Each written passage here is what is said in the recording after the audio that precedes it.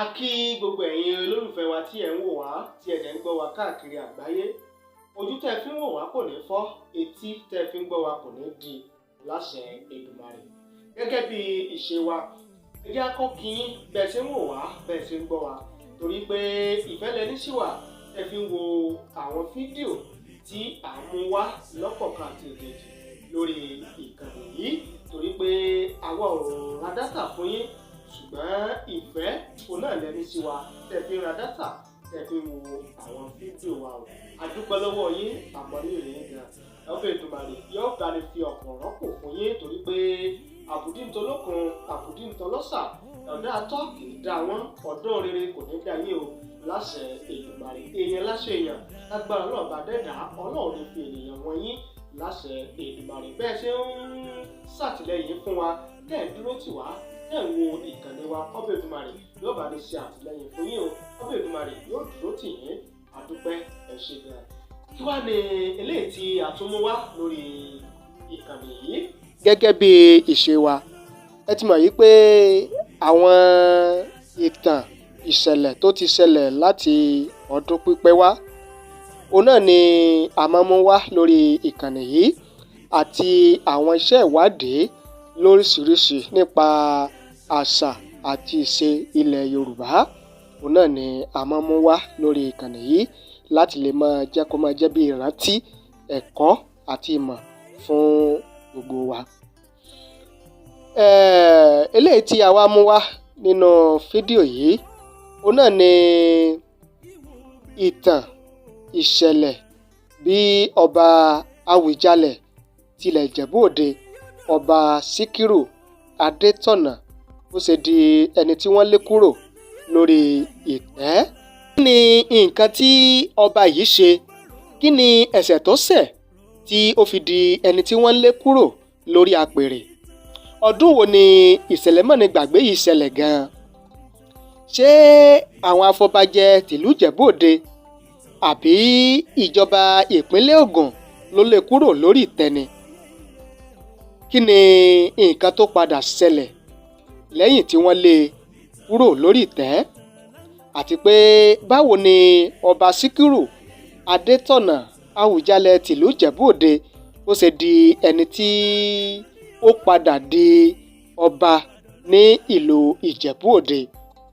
Ọdún wo ló padà sórí ìtẹ́ gẹ́gẹ́ bí Awujale tìlú Ìjẹ̀bú Òde? Ẹ farabalẹ̀ kẹ́ máa bá wa bọ̀. A ti ṣe àkójọpọ̀ àwọn ìwádìí wa lórí ìṣẹ̀lẹ̀ yìí tá a ti ṣe tán láti mú wá fún yín lẹ́kùnrẹ́rẹ́. Ẹ má gbàgbé o láti bá ní subscribe sórí ìkànnì yìí, kẹ́ ẹ sì tan notification bell, ìyẹn aago rán mi létí, kẹ́ ẹ lè máa láǹfààní láti máa mọ̀ lóòrèkóòrè tá a bá ti mú ìtàn tuntun, ìṣẹ̀lẹ̀ tuntun, iṣẹ́ ìwádìí tuntun wá fún yín lórí ìkànnì yìí. Ẹ ṣé o, àdúpẹ́, àmọ̀rírì yín. Ó yá, ẹ já lọ ká wọnú ìtàn lọ. Gẹ́gẹ́ bí iṣẹ́ ìwádìí àti bí àbọ̀ ìwádìí bó ṣe fi yé wa, ọdún 1960, ọjọ́ kẹta oṣù kẹrin ọdún 1960, ó ní ọba Síkírù Adétọ̀nà ló gorí ìtẹ́ àwọn baba ńlá rẹ̀ gẹ́gẹ́ bí Awujale tìlú Ìjẹ̀bú Òde, lásìkò tí orílẹ̀-èdè Nàìjíríà ń fojú sọ́nà fún òmìnira kúrò lọ́wọ́ àwọn ìjọba bìrìtìkó, ìjọba amúnisìn, ìyẹn British Colonial Government. Gẹ́gẹ́ bí àbọ̀ ìwádìí wa, ṣáájú kí aáwọ̀ tó yọrí sí ìrọnilóyè Awujale tó bẹ́ sílẹ̀ lọ́dún 1981 yìí, ó ti dàbí ẹni pé ààrẹ ọba Síkírù Adétọ̀nà àti olóyè Ọbáfẹ́mi Awólọ́wọ̀ tó fi mọ́ àwọn ọmọlẹ́yìn rẹ̀ kọ̀ọ̀kan ní àárín wọn ò ti dán mọ́rán mọ́ látàrí àwọn ọ̀rọ̀ tó ní ṣe pẹ̀lú ọ̀rọ̀ òṣèlú àti ìṣèjọba nígbà náà. Lára àwọn ọmọlẹ́yìn Awólọ́wọ̀ nígbà náà ni Olabisi Onabanjo, táwọn èèyàn mọ̀ sí Ayékòótọ́. Akọ̀ròyìn tó dáńtọ́ òní Onabanjo. Lẹ́nu iṣẹ́ akọ̀ròyìn tó ń ṣe láti gbọ́ wípé orúkọ ìnagijẹ rẹ̀ Ayékòótọ́ tí àwọn èèyàn ń pè é, ni ó ti jẹ jáde. Ọdún 1979 ni Olabisi Onabanjo di gómìnà ìpínlẹ̀ Ògùn nígbà náà. Orí ipò gómìnà yìí ó ní Onabanjo wà tí àsìkò láti yan àwọn èèyàn aṣojú sínú ìgbìmọ̀ National Council of State tí ìjọba tí wọ́n ṣètò rẹ̀ nígbà náà. Ohun tó sì wà nínú òfin ọdún 1979 ni wípé ẹni tí ìgbìmọ̀ lọ́balọ́ba bá yàn fún ara wọn láàrin ara wọn ó ní ó gbọ́dọ̀ jẹ́ aṣojú nínú ìgbìmọ̀ National Council of State. Awujale Ọba Adetona ó ń retí kí ìgbìmọ̀ lọ́balọ́ba nípínlẹ̀ Ògùn yan ẹnìkan láàrin ara wọn láti inú ìgbìmọ̀ láti lọ ṣojú nínú ìgbìmọ̀ National Council of State tí ìjọba àpapọ̀ tí wọ́n gbé kalẹ̀. Ṣùgbọ́n ó jẹ́ ìyàlẹ́nu fún Ọba Awujale Ọba Adetona nígbà tó gbọ́ wípé gómìnà Olabisi Onabanjo ó ti yan ọba kan tó kéré sí i. Kódà a gbọ́ wípé ọba yìí kéré sí pípọ̀ nínú ìgbìmọ̀ lọ́balọ́ba nípínlẹ̀ Ògùn nígbà náà, wípé ló wá yàn gẹ́gẹ́ bí ẹni tí yóò ṣojú ìgbìmọ̀ lọ́balọ́ba nípínlẹ̀ Ògùn nínú ìgbìmọ̀ National Council of State tí ìjọba àpapọ̀ gbé kalẹ̀. Ìgbésẹ̀ tí gómìnà gbé yìí ó jẹ́ kàyéfì àti ìyàlẹ́nu fún àwọn ọba ńláńlá kan nípínlẹ̀ Ògùn nígbà náà.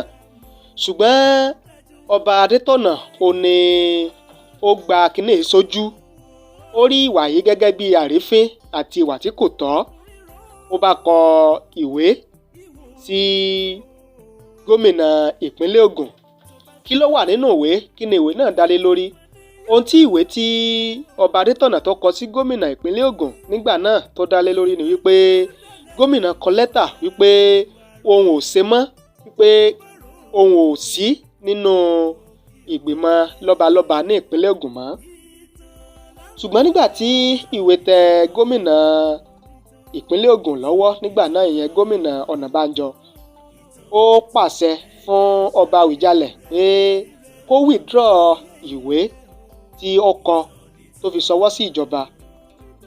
Bí aáwọ̀ ṣe bẹ̀rẹ̀ láàrin Ọba Awujale, Ọba Síkírù Adétọ̀nà àti gómìnà ìpínlẹ̀ Ògùn nígbà náà, ìyẹn Onabanjo, bó ṣe bẹ̀rẹ̀ rèé. Lẹ́yìn àsìkò díẹ̀, lọ́jọ́ kan, ẹni tó jẹ́ chief imam fún ìlú Ijebu Ode ó gba lẹ́tà kan láti ọ́fíìsì gómìnà ìpínlẹ̀ Ògùn. Chief imam ó já lẹ́tà láti ka lẹ́tà náà. Kí ni lẹ́tà tí gómìnà fi ṣọwọ́ sí chief imam Ijebu Ode kí ló dá lé lórí? Ẹ farabalẹ̀, ẹ máa bá wa bọ̀.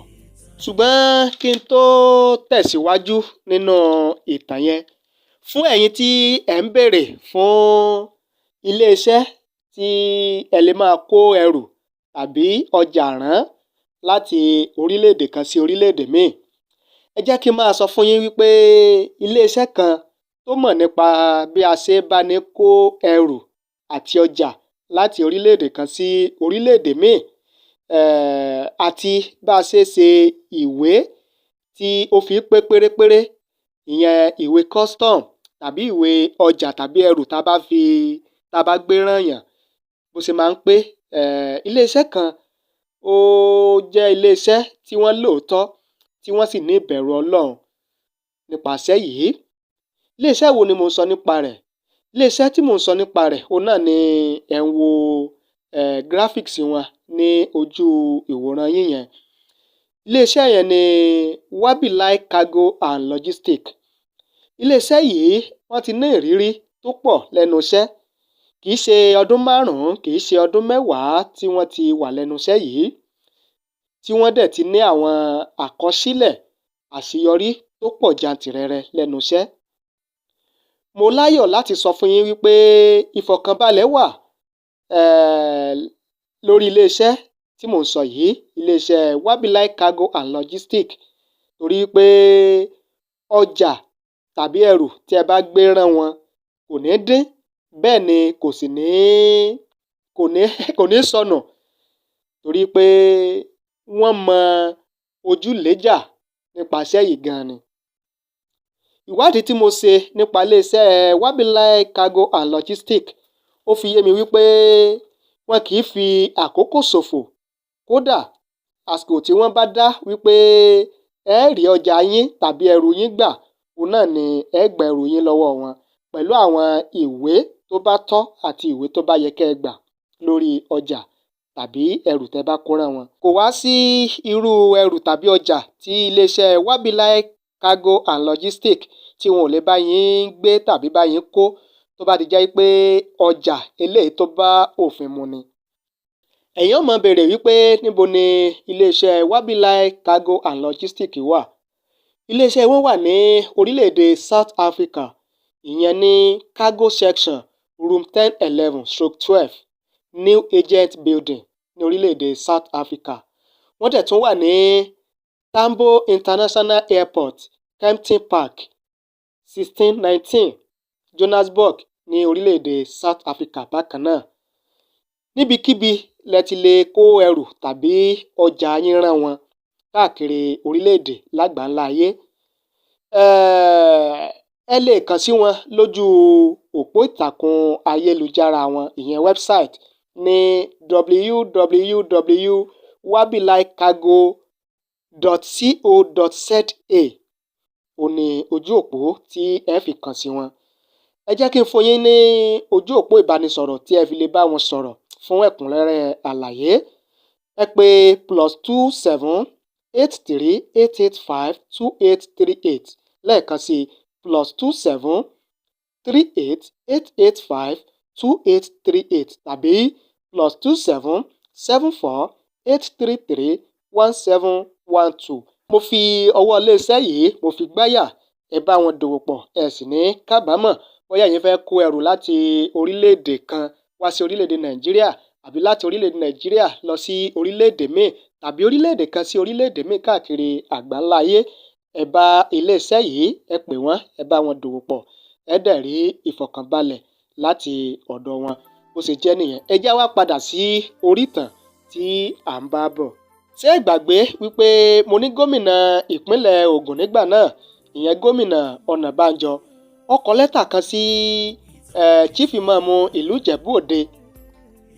Kí wá ni ó wà nù lẹ́tà náà nígbà tí chief imam tí ó já lẹ́tà náà tí ó fẹ́ kà á? Ohun tí gómìnà kọ nínú lẹ́tà náà ni wípé kí chief imam ti ìlú Ìjẹ̀bú Òde kí wọ́n máa múra sílẹ̀ wípé òun ń bọ̀ wá ṣe ìdúpẹ́ ní ọjọ́ Jímọ̀ kan ní ìlú Ìjẹ̀bú Òde nínú mọ́sálásí nílùú Ìjẹ̀bú Òde. Ó kọ déètì tí ó ń bọ̀ láti wá ṣe ìdúpẹ́ yẹn. Inú àwọn ìjọ mùsùlùmí nílùú Ìjẹ̀bú Òde inú wọn dùn wípé gómìnà ń bọ̀ wá bá wọn kí ìrun Jímọ̀ papọ̀. Àwọn ìjọ mùsùlùmí wọ́n ti múra sílẹ̀ láti gbàlejò gómìnà. Chief imam tìlú Ìjẹ̀bú Òde ó sì kọ lẹ́tà sí gómìnà padà wípé òun ti rí lẹ́tà gbà ó pé inú òun ó dùn láti máa retí gómìnà ní ọjọ́ tí ó ṣàdéhùn wípé òun bọ̀ wá ṣe ìdúpẹ́ nínú mọ́sálásí nílùú Ìjẹ̀bú Òde. Bí ìròyìn ṣe kan ọba Awujale lára láàfin ló bá ránṣẹ́ sí chief imam wípé kí bàbá fi ojú kan òun láàfin ní kíákíá.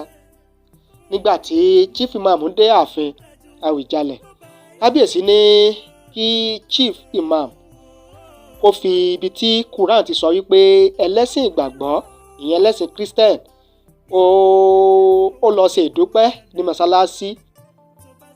Nígbà tí chief imam tó wọnú Quran títí tí kò rí ibì kankan tọ́ka sí, kábíyèsí wá pàṣẹ fún chief imam wípé kó kọ lẹ́tà padà sí gómìnà ìpínlẹ̀ Ògùn nígbà náà, ìyẹn Onabanjo, wípé kò sí ààyè irú eléyìí nínú mọ́sálásí o, wípé kò sí ààyè fún ẹlẹ́sìn ìgbàgbọ́ láti wá ṣe ìdúpẹ́ ní mọ́sálásí.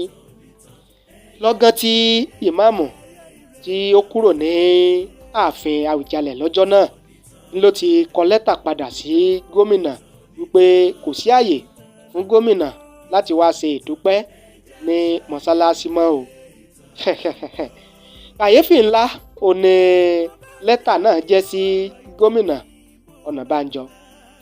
Gbogbo èrò gómìnà Ọ̀nàbànjọ nígbà tó gba lẹ́tà náà lọ́wọ́ ẹni tí chief imam tó fi lẹ́tà náà rán, gbogbo èrò rẹ̀ ni wípé kábíyèsí Awùjalẹ̀ Ọba Adetona ló ní kí ìmáàmù kọ irú lẹ́tà náà bẹ́ẹ̀ sí òun. Bọ́kàn tiẹ̀ jẹ́ wípé fúnra chief imam gan ló buwọ́ lu lẹ́tà náà fúnra rẹ̀. Ọ̀rọ̀ yìí ó tún jẹ́ kí aáwọ̀ àárín Awùjalẹ̀ àti gómìnà Ọ̀nàbànjọ ó tún búrẹ́kẹ́ sí i. Ṣùgbọ́n èsì tí gómìnà ránṣẹ́ padà sí chief imam ni wípé kí chief imam kó máa retí òun o, torí pé òòyẹ̀ kò lè yẹ wíwá òun lọ́jọ́ tí òun ṣàdéhùn wípé òun bọ̀ wá kí jímọ̀ láti ṣe ìdúpẹ́ nínú mọ́sálásí nílùú Ìjẹ̀bú Òde. chief imam ò mọ nǹkan tó lè ṣe mọ́, ṣùgbọ́n ó fi gbogbo ọ̀rọ̀ lé Ọlọ́run lọ́wọ́. Nígbà tí ọjọ́ pé, gbogbo àwọn mùsùlùmí tí kìí wá sí Central Mosque láti wá kí jímọ̀ tẹ́lẹ̀ ó ní wọ́n wá ní ọjọ́ tí à ń sọ yìí láti wá kí jímọ̀, torí pé wọ́n ń retí gómìnà Ọ̀nàbànjọ láti wá ṣe ìdúpẹ́ nínú mọ́sálásí ní ọjọ́ jímọ̀. Kí wá ní nǹkan tó ṣẹlẹ̀ ní ọjọ́ jímọ̀ tí gómìnà sọ wípé òun ń bọ̀? Ṣé gómìnà padà wá sí mọ́sálásí lọ́jọ́ náà? Kí ni nǹkan tó ṣẹlẹ̀ lẹ́yìn tí gómìnà tí ó wá sí mọ́sálásí ní ọjọ́ tí à ń sọ yìí? Gbogbo ẹ̀ lẹ́gbọ́ nínú apá kejì ìtàn yìí lágbára Ọlọ́run láṣẹ Èdùmàrè nínú fídíò míì tí a mú wá fún yín lórí ìkànnì yìí, torí pé ibi láti máa dánu dúró nínú apá kìíní ìtàn yìí. Ẹ ṣé bẹ́ẹ̀ ṣe ń wò wá o, ẹ ṣé bẹ́ẹ̀ ṣe ń gbọ́ wá lórí ìkànnì Otasansan rédíò TV. Ẹ̀yin tí ẹ bá ti subscribe tẹ́lẹ̀, ẹ má gbàgbé láti bá ní subscribe sórí ìkànnì yìí, kẹ́ ẹ dẹ̀ tẹ notification bell, ìyẹn aago rán mi létí, kẹ́ ẹ lè máa mọ̀ lóòrèkóòrè tá a bá ti mú ìtàn tuntun, ọ̀rọ̀ tuntun wá fún yín lórí ìkànnì yìí. Ẹ ṣé o, àdúpẹ́ bẹ́ẹ̀ ṣe ń wò wá, bẹ́ẹ̀ ṣe ń gbọ́ wá o. Ẹ máa fojú sọ́nà fún apá kejì ìtàn yìí.